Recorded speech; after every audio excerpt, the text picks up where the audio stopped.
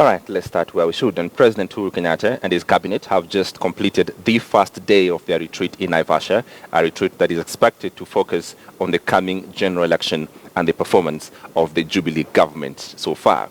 Our reporter Victor Gala is working on that story and will be joining us shortly. Well, the cabinet may have one other subject to discuss, and that is Kenya's relationship with the International Criminal Court. On Saturday, President Kenyatta was categorical that no other Kenyan will appear before the ICC, and yet there were warrants of arrest for 3 Kenyans even as we speak. So what does that mean for Kenya?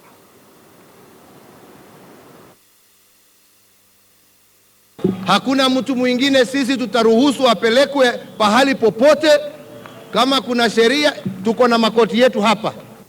An outburst which has now triggered a second round of a bitter standoff between the Kenyan government and the Hague-based International Criminal Court, barely days after prosecutor Fatou Bensouda made a fresh call to the government to extradite 3 Kenyans accused of interfering with ICC prosecution witnesses during the flopped trial against the Ocampo 6, a standoff which many analysts now argue has serious legal and diplomatic ramifications for the country whose top leadership has already fronted fresh calls to pull out of the ICC. Mambo ya ICC na mambo ya Hague, iyo imefungwa permanently.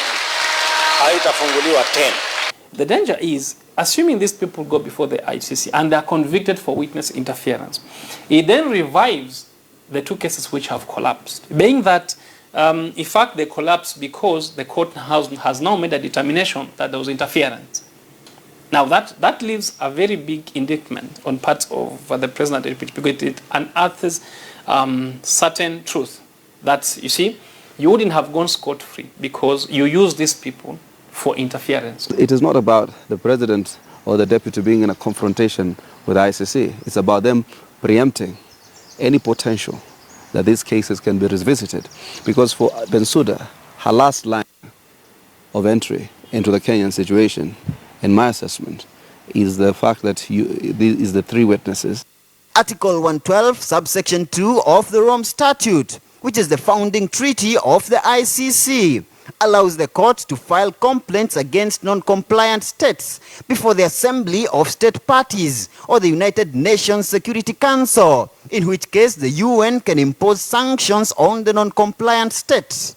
Both the Assembly and the UN Security Council have been reluctant to impose sanctions on such countries as Sudan, Chad, Djibouti, Malawi, and the Democratic Republic of Congo, all of which have in the past been reported for non-compliance. But analysts argue that the ICC may be reluctant to take the Assembly and the UN Security Council route on Kenya, as the country already has the backing of the African continent, which also wants the ICC arrest warrants against the 3 Kenyans dropped. Whether we like it or not, the potential of ICC has scared off warmongers.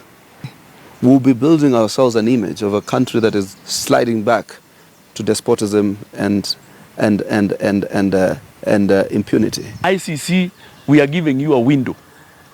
Talk to Kenya, negotiate with Kenya, and you are going to survive. But if you don't negotiate with Kenya, I can assure you, once that motion comes to Parliament, we are going to pass it. If ICC drops its pursuit of the 3 suspects for Kenya, the clarion call to pull out of ICC will die out. Sisi hiyo chapter tumeifunga.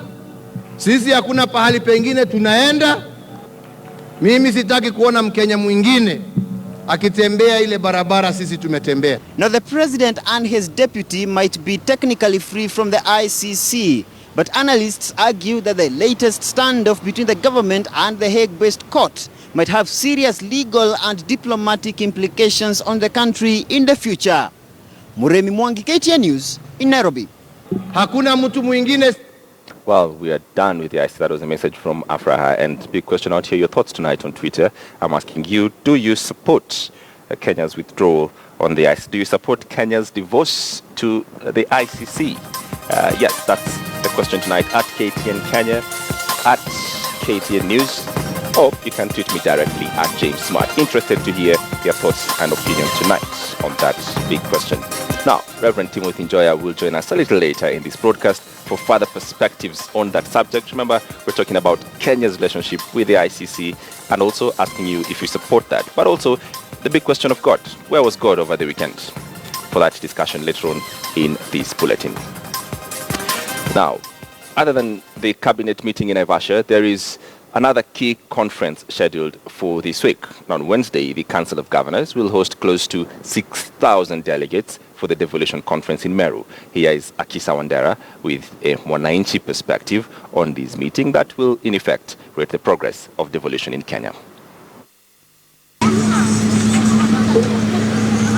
On Tuesday, 47 governors and about 6,000 other delegates will congregate at the Meru National Polytechnic in Meru County for the third annual devolution conference, a forum that offers an opportunity to evaluate the progress of devolution 3 years down the line. If there's anything good that happened to this country, courtesy of the 2010 Constitution, it is devolution. You may not like the governor of your county for the time being. You may not like your MCA for the time being, but we want to urge all Kenyans to support devolution. It is the way to go.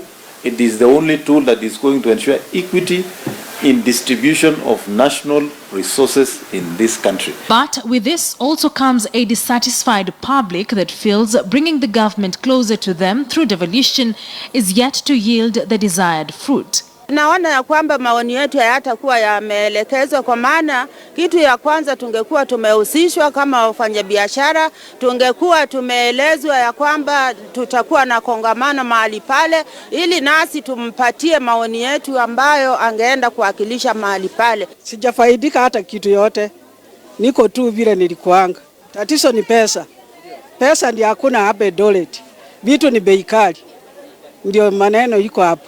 Gavana wameleta watu wa kusafisha hii town.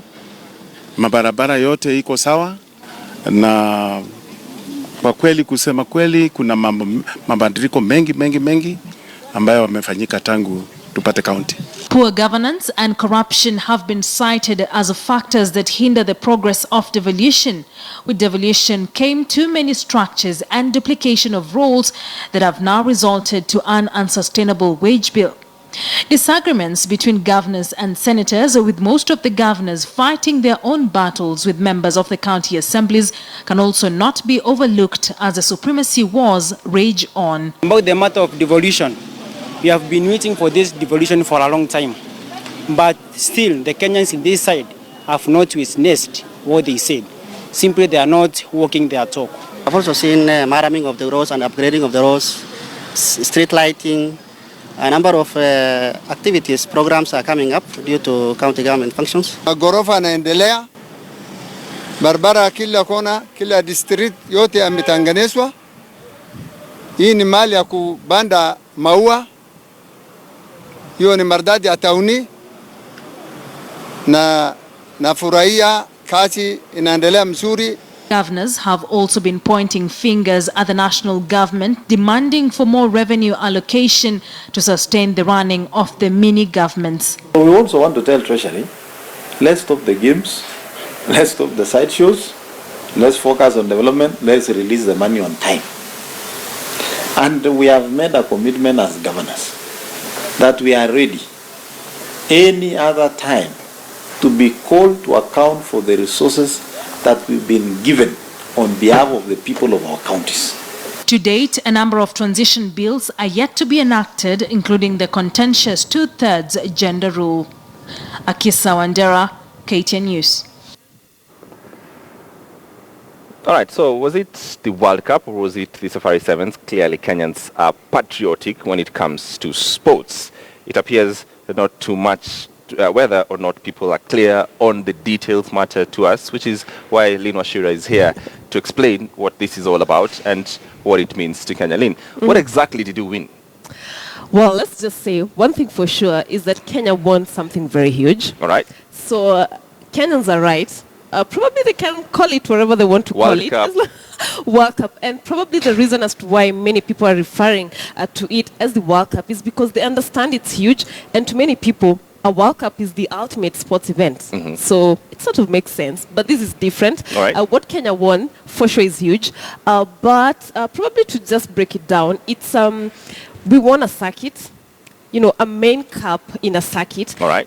It's a circuit that runs for over 6 months. So currently we are on the 2015-2016 season, and looking at this year, for example, we had the first leg in Dubai, Cape Town, Wellington, Sydney, Las Vegas, Vancouver, Hong Kong, and Singapore. Then we have 2 legs remaining in Paris and London. So it's some sort of a league. All right.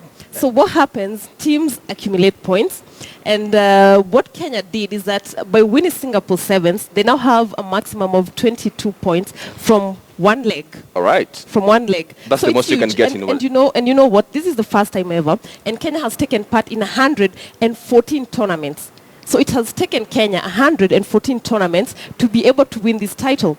That's huge. Yes. That's amazing. And it's even bigger because they won against Fiji. And Fiji has won 3 circuits.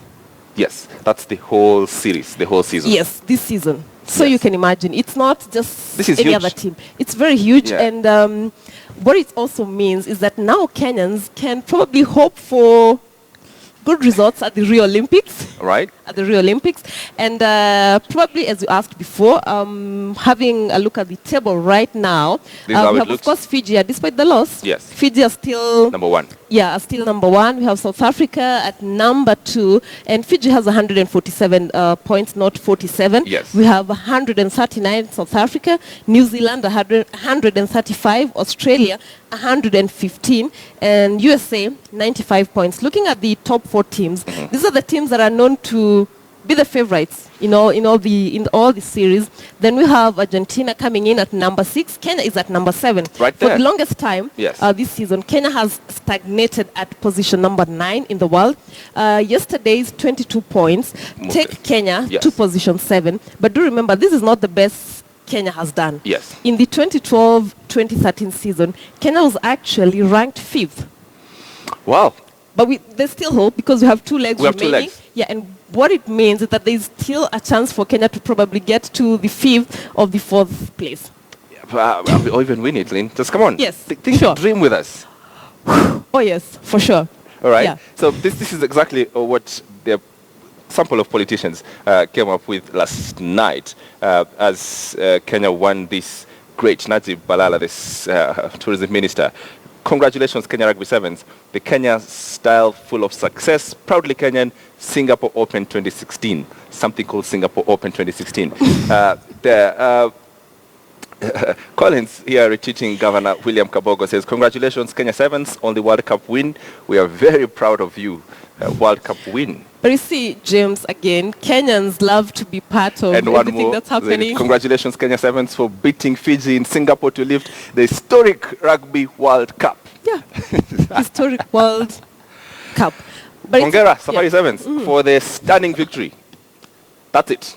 Even worse. I mean, for me, that was okay, I don't know, okay, probably I'm being unfair, but that was the most probably clueless. The most awful victory. Yeah, but then again, I think it's one of those moments where Kenyans wanted to be part of the success. All right. Yeah. Lynn will be right back much later in this bulletin with the day's sports. Don't go too far for that. Well, that's from Kenya. Let's go to South Sudan, where the return of the rebel leader and first vice president designate Riek Machar has been postponed tomorrow. A spokesman for the SPLM in the opposition, Mabior Garang, told KTN News that the delay was necessary to allow their troops to cross into South Sudan from across the border. Juba remains under high security alert ahead of the return. Machar is expected to be sworn in as vice president as soon as he lands in Juba from Gambeli in Ethiopia. Mark Namaswa has the details. Monday's expected return of South Sudan's Vice President Riek Machar resulted in even more anxiety, not only in Juba but worldwide, as Machar failed to arrive at a time earlier indicated by his team, the SPLM in the opposition. There is hope, and I would say everybody is a little, shall I say, anxious that this could be the beginning of a new South Sudan, but it could also be, if it's not handled very well, the beginning of another bad start. And the world waited as his return was first confirmed, put on hold, reconfirmed and later rescheduled, all within a space of 2 hours. With Machar himself silent, reasons for his delay according to SPLM-IO spokesman Mabior Di Mabior Garang in Juba range from security arrangements to logistics. The first vice president was supposed to travel to Juba today at 10 in the morning, but there were some logistical and administrative issues that prevented his travel. The main issue was the issue of the light weapons. As per the agreement, our forces are supposed to come with. The Ethiopian authorities did not have information from Baba. They did not have the security clearance to clear our forces to cross the border. So this is what caused the delay, and finally the clearance came from Addis Ababa. And you can understand with the recent insecurity in that area, the Ethiopian security was on high alert. Throughout the day, international media outlets have keenly followed the turn of events, sometimes echoing doubts over the implications of Machar's return to Africa's youngest nation. Even amongst analysts and the Sudanese themselves, his return brings no real guarantees. We should not be just, blindfolded that the return of Riek Machar is the return of the second Messiah to complete all these messes that is around. No. We will still have problems in South Sudan. Maybe can be contained. The key is not really that Riek has come back. The key is? The key is that President Salva Kiir has, in his own ways, determined that it's about time that they resolve the leadership issues here. And it's very, very important, Linda, that we do not overplay the hand of Riek's return and underplay the hand of President Salva Kiir.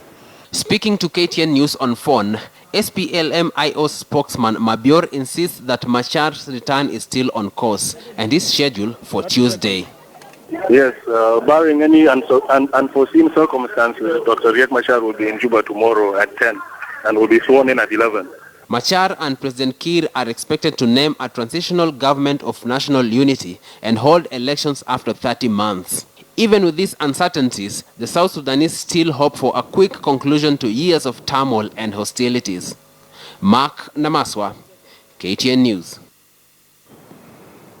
All right, and back to that top story. President Uhuru Kenyatta and his cabinet have just completed the first day of their retreat in Naivasha, a retreat that is expected to focus on the coming general election and the performance of the Jubilee government so far. Let's bring in our reporter, Victor Ogale, who's covering the proceeding. Victor, what do we know from day one of this cabinet retreat in the Great Rift? Well, James, part of what we managed to get that is going to be discussed there, rather, is being discussed some of the budgetary priorities for the 2016-2017 financial year. And remember, this just comes weeks after President Uhuru Kenyatta delivered his third annual report to Parliament in Nairobi. And 3 months from now, also, we will be having Treasury CS and Rotich also reading the budget to Kenyans also in Parliament.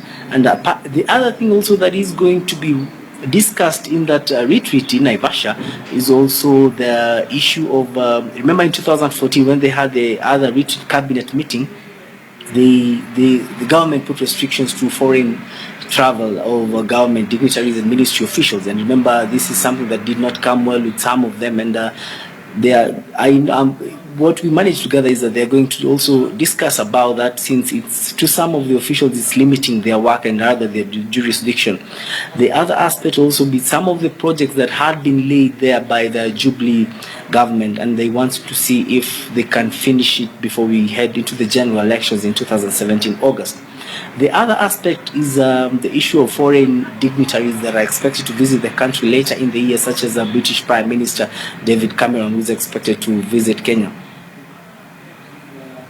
Victor Ogale, they're keeping an eye for us at the Great Rift, where President Uhuru Kenyatta's cabinet are taking stock of what has happened for the last 3 years and planning for the next 15 months. Now, just about to take a short break, but just before I leave, I'm asking you on the big question, if tonight, do you support Kenya's divorce to the ICC? Kenya's planning to divorce the ICC. Do you support that? Seeing much of your views on Twitter, we'll get back on that. All right, coming right up.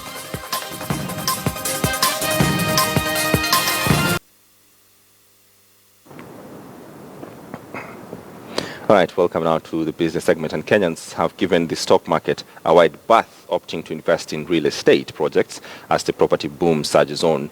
The slowdown in securities has been attributed to market volatility, especially in the banking sector, pushing investors to cut on their appetite for financial stocks.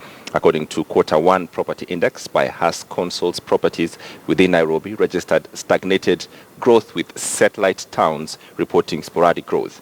Growth in satellite towns is projected to continue as demand for affordable properties continues. Key towns such as Kitengela, Rongai, Thika, Ruaka, Juja, Ruai, Naivasha, and Lolongo are emerging as key attraction for buyers.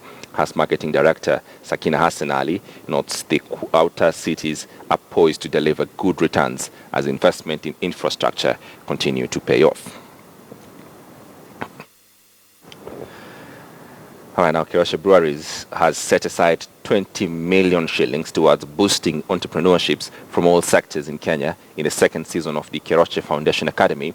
The mentorship program targets entrepreneurs aged 21 to 35 years who have tax-compliant businesses or at least 3 years, making an annual turnover of 10 million shillings as at least 5 permanent employees. According to the patron of Kiroshe, the foundation is the manufacturer's way of giving back to society through connecting captains of industry with upcoming entrepreneurs. The second season comes a year after the brewery received a 5 billion loan plan to expand it to a 1 million hectoliter brewer and expand its market share to 20%. We can get the country out of poverty. We can create wealth for Kenyans. We can reduce unemployment as well, because as entrepreneurs grow, their businesses require more manpower. All right, fish farming is increasingly becoming a preferred practice in parts of Kenya. Catfish farming, however, is a new venture that farmers today are making a killing out of, and farmers in Siaya County are working round the clock to meet the demand for catfish. Here now, KTN's Victor Ugale on The Next Frontier.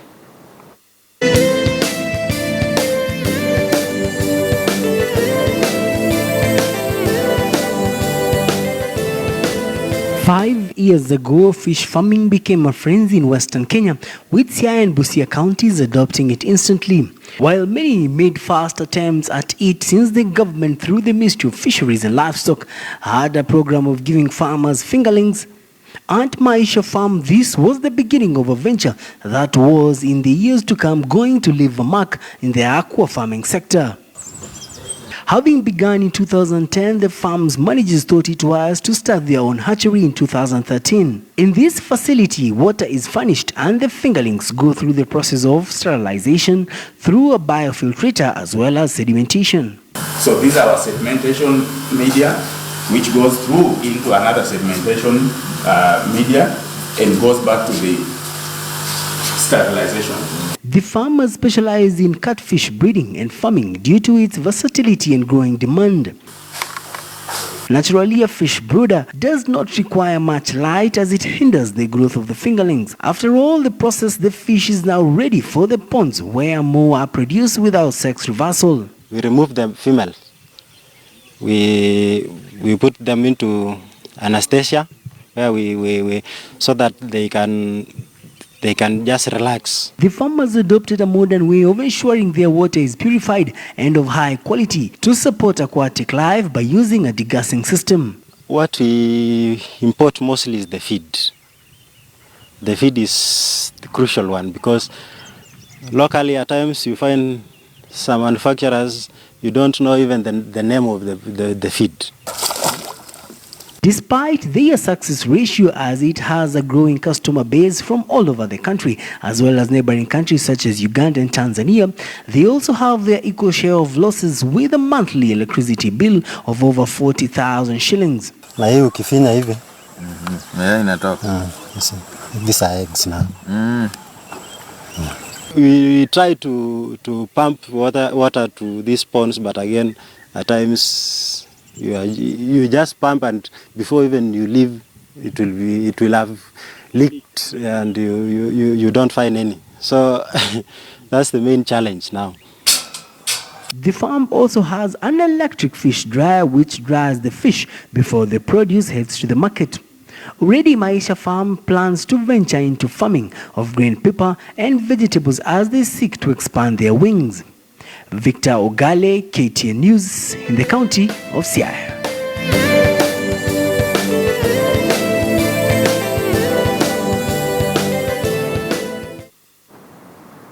All right, now listed publishing company Longhorn Publishers will, at the end of this week, start selling 126 million newly created shares as the company looks to raise 530 million shillings, with a share buying at 4 shillings and 2 cents. The offer will run for the next 2 weeks, and the results will be announced on May the 16th after reconciliation of the numbers, and trading of the new shares will commence at 31st March 2016. Now, Longhorn's right issue was given the nod by Capital Markets Authority, and 10% of the funds will be reissued to build on Longhorn's digital offering, including growing the number of titles on offer while developing property e-learning platforms.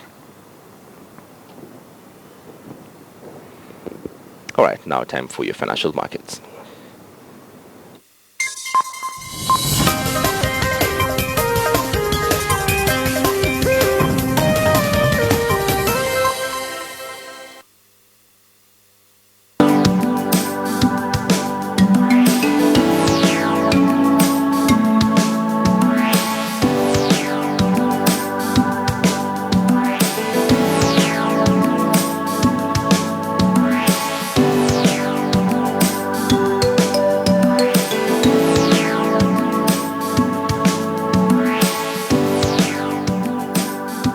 And staying with the national sevens team, 800 meters Olympic champion and world record holder David Rudisha has praised the Kenya sevens team for the historic Singapore sevens win. Rudisha was speaking in Germany, where he's attending the prestigious Laureate Sports Awards. I'm very glad, and I'm very proud of our rugby sevens that they have proven that they can also do well in rugby, and I think this is a great motivation back home, for our country. And I know Kenya now is used to be known more in athletics, but now we are also starting to do well in other sports, which is really good, and we are very proud, and we know even many other sports in future will start emerging from our country. There can only be one champion, and it is Kenya! Do remember David Rudisha and of course the Shujaa Sevens team will meet in Rio de Janeiro later in the year for the Rio Olympics. Moving on, winners of the 2015 Standard Chartered Nairobi Marathon are yet to receive their prize money 6 months since the event was concluded. The delay in payment is due to the fact that the race organizers are yet to receive the doping results from Athletics Kenya. Speaking to KTN on phone, Athletics Kenya President Jackson Tuwei said that the delay in getting the results from the South African lab is due to a change in procedures where there is a body receiving the results before releasing them to respective federations. More than Kenya shillings 8 million goes into prize money in the Standard Chartered Nairobi Marathon, and winners have been concerned about their earnings. Athletics Kenya to obviously come out with the doping results before that. They have indicated that they have received partial results. The few remaining results we are expecting hopefully in the next week or so, and then we'll be in a position to pay out the prize money and then make sure that this kind of delay doesn't occur again, because clearly it has caused a lot of anxiety among the winners and other stakeholders. And well, that's how we wrap up KTN Sports tonight. But be sure to join me tomorrow for another comprehensive edition of KTN Sports. My name is Lynn Washira Duste with KTN and of course with KTN News.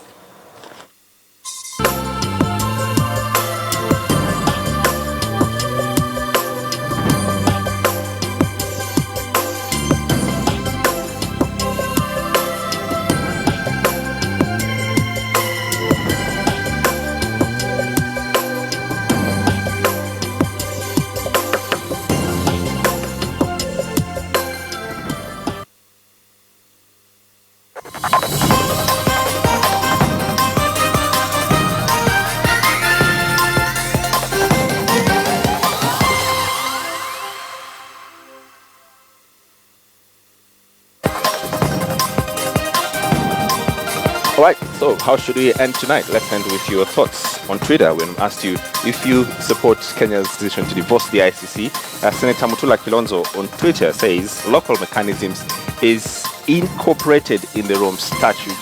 The statements by HE, that's the president, are not well advised. Maroti Kemboi says, no, the country cannot be a banana republic. ICC acts as a cushion against political impunity. Jack and Diego on Twitter says, the Jubilee regime has successfully divided Kenya along ethnic lines. This government plays politics with the Kenyan soul. Agri Mboya on Twitter says, it's true, our leaders may think we don't need ICC. What about you? That's a good place to end the bulletin tonight. And yes, thank you for all the conversations and all the tweets about Reverend Timothy Njoya. Enjoyed having a company, enjoyed all your tweets. I'll be retweeting them as well, and the conversation does continue. My name is James Smart. Do have a lovely night. That's how we wrap up Monday Night News.